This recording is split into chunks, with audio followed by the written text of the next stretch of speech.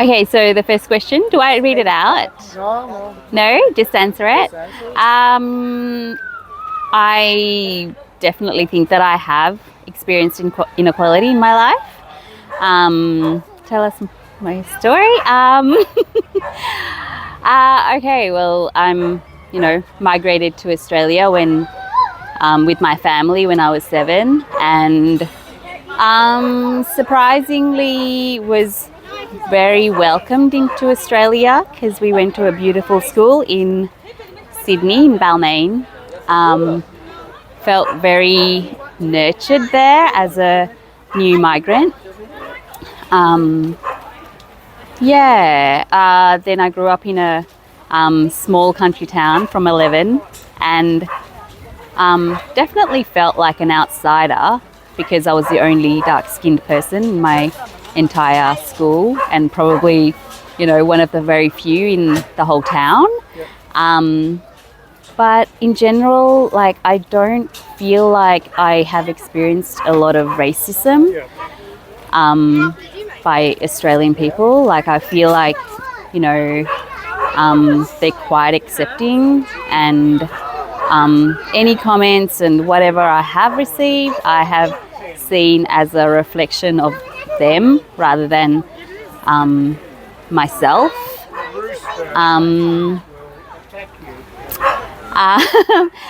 In terms of being a woman, definitely there has been inequality. I guess, one of the first times I experienced that was with my first boss, who was a French man, quite egotistic and bit of a bully. And so I really had to be in my power to stand up to him as a young woman and an intern. And I remember him specifically saying, "Sham, you have such a strong personality." And I'm like, "Yeah, you better believe it." I'm not going to take your shit. I think that as a woman, there's, so many opportunities for me to stand up for myself and change the way things are for women, especially because I have a daughter. I feel like I have a responsibility to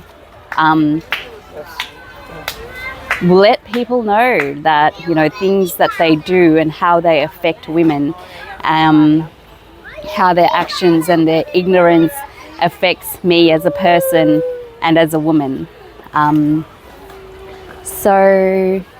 That's the first question. Second, do I feel a sense of freedom? Absolutely. Yep. I don't live a typical life. I homeschool my daughter because I don't believe in the school system.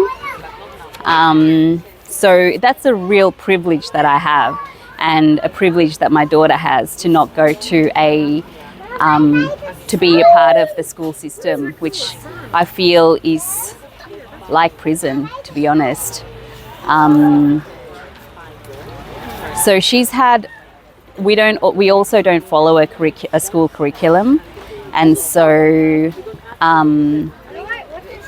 she has the freedom to learn what she wants to learn, which is so rare. It's mostly child-led learning that we do, and I feel like she has the freedom to think about and know what she's passionate about and follow those passions, rather than somebody stand in front of a classroom and tell her what she should be learning and how she should be thinking, and just that superior-inferior relationship there is in school, where kids are made to be insignificant. So I feel very grateful that I'm able to offer that, so that in homeschooling and me being at home, there is a lot of freedom. We travel a lot. We've traveled to 12 countries together. I think we have a pretty beautiful life. I feel very lucky to have the freedom that I have. And I understand that it's a real privilege to have the freedom that I have, because I came from a war-torn country.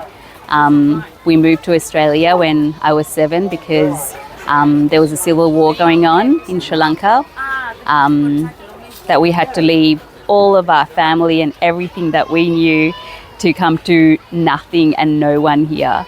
And people think that, you know, we should be so lucky to come to Australia and live a life here. But if I had the choice, I would have stayed there and had this magical life that we had in Sri Lanka, living in a family community. But I also understand the privilege I have of living in Australia, and the freedom that I have. And the privileges like free medical system and social security and